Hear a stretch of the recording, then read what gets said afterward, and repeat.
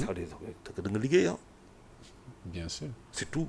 D'accord alors l'élection de Bassirou Diomaye Faye maa ngi la koy wax am na ñoo xam ne perte nañ c'était ay figures lañ de l'espace politique ñoo xam ne nekk nañu ci appareil d'État bi plusieurs décennies. Il y a le cas de Khalifa Ababacar Sall, il y a le cas de Idrissa Seck dernière élection présidentielle yi moo jëloon deuxième avec plus de 20%.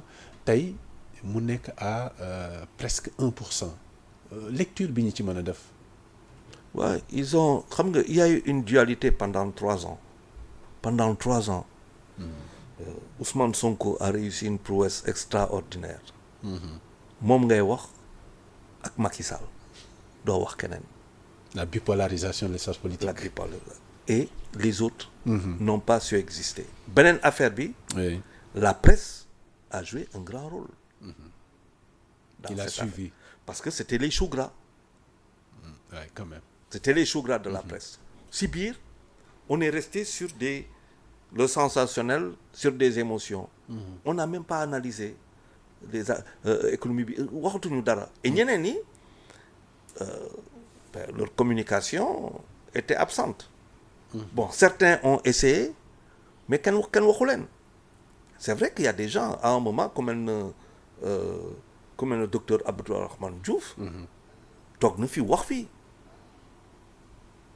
Et des propositions, des discussions, des débats yu am intérêt. Boubacar Camara aussi. Boubacar Camara a fait des choses. Bougane Dany, il a bougé. Mais tout de suite, Sonko trouvait le moyen de faire parler de lui. C'est Sonko en termes de communication, il a phagocyté l'espace. Bon, Macky, on ne pouvait pas ne pas, le président Macky, on ne pouvait pas ne pas en parler, parce que c'est le président de la République, mais Sonko faisait tout pour dire, c'est moi et moi seul, ton opposant. Dem nañu ba di wax l'opposition radicale, incarnée par qui? Donc tout le reste, c'est quelle opposition? Donc après, et la presse est rentrée dans le jeu de wax opposition radicale, et à force de répéter une chose, elle devient une vérité dans l'imaginaire populaire.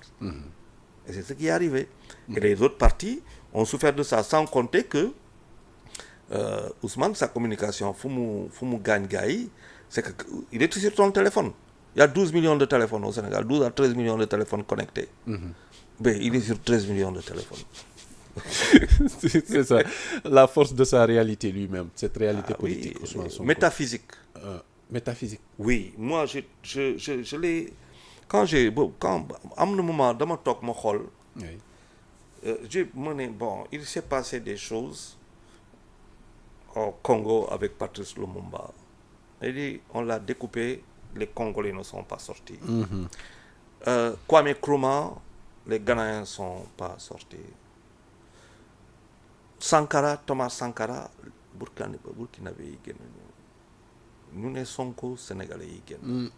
C'est vrai qu'il y avait une sorte de Covid, il y avait le Covid qui était là. Avec le lieu beaucoup combiné, il y avait un ras-le-bol. Mais les Sénégalais sont sortis. Prétexte, l'arrestation de ce Sénégalais. Dëkk bi yëngu, réew bi yëngu. Lan moo favoriser loolu certainement aussi mën nañ si yokk le Covid ba pare la révolution numérique. Mais la réalité, moi, que les Sénégalais sont sortis, c'est un fait. Comment se fait-il que lui, il ait eu, en étant vivant, ce que les autres n'ont pas eu en étant morts? On commence à analyser. Ouais. Et le discours. Mais ce qui m'a frappé, moi, que d'abord ça, l'autre affaire, c'est que le discours où il tenir fille, beau demee si réseaux sociaux yi, du dégg ay Gabonais, du dégg ay Congolais, il y a des jeunes qui ont commencé à s'identifier à lui. Il y a eu ce courant-là qui est parti de la équipe. Et à partir de ça, tu commences à regarder, tu commences à analyser, tu dis, ouais, mais attends, li, lan la. Quel est le symbole qui symbolise, qui cristallise et qui symbolise? Et pourtant, doguma il y a des PASTEF, des partis PASTEF dans plusieurs pays africains. Mais c'est ça. Comme cela se passe au Sénégal. Mais ils se sont inspirés du modèle. L'autre ça devient métaphysique. Oui. Ça devient métaphysique. Ça devient la preuve. Sénégalais yi dañu dem ba ne ku sell ki Seydina kii. Ousmane Sonko mu sell ku sell ku sell lu sell waaw. lu commencé di identifier patati patata. Oui. Tu dis waaw ça m'a rappelé Eumeu Sène ba muy bëree ak Gris Bordeaux. mu am benn blessure teg benn sparadrap le lendemain booy yëpp ku si nekk teg sparadrap su bopp. vous vous rappelez de cette affaire là. Et donc il a le copetti là. le copetti. Oui. Et donc du coup. Et comme traînée de poudre quoi du Sénégal mu dem fépp. Et Afrique dafa toll aussi c'est pas que tey génération bi tey. moo gën a am fit.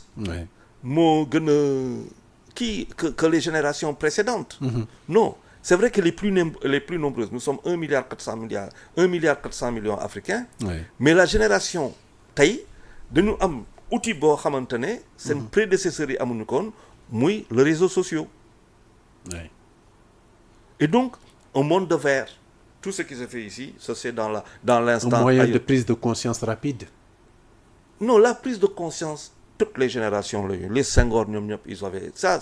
Mais les niveaux quand même. Non, niveau yi, non, beaucoup de niveaux ils sont élevés parce que niveau ah oui. Moi je dis qu'aujourd'hui, il faut être humble. Oui. Dem jàng.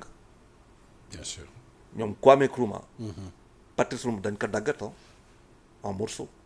seeyal ko. Kwame Nkrumah, Thomas Sankara ak ñeneen. Abdel Nasser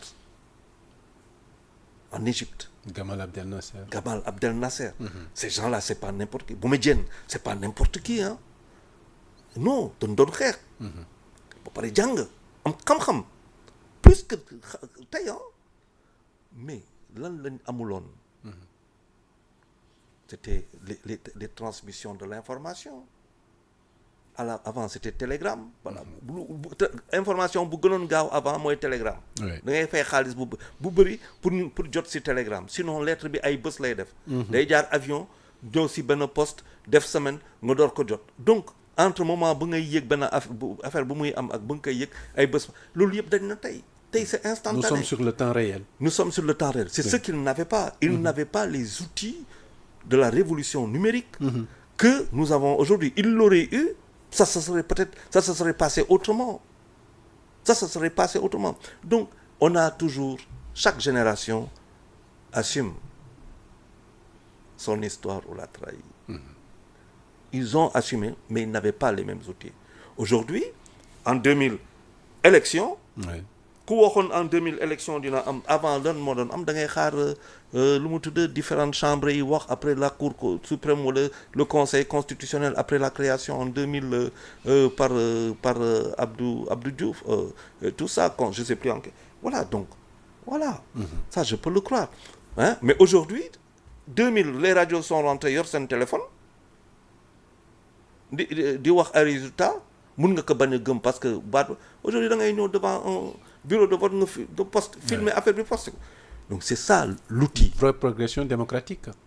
Les outils ont été les outils de voilà les téléphones et tout ça ont été un instrument assez important dans le renforcement et la consolidation de la démocratie. D'abord les radios en 2000 et chaque président a vécu ça Abdou Diouf rajo yi ñoo ko daanal. Pourquoi? Parce que opinion beaucoup plus grande rajo yi daanal ko. Diouf télévision yi kii Ablaye Wade télévision yi ñoo ko daanal. télévision privée Macky c'est internet. D'accord alors bu ñu ñëwaatee juste aussi régression bu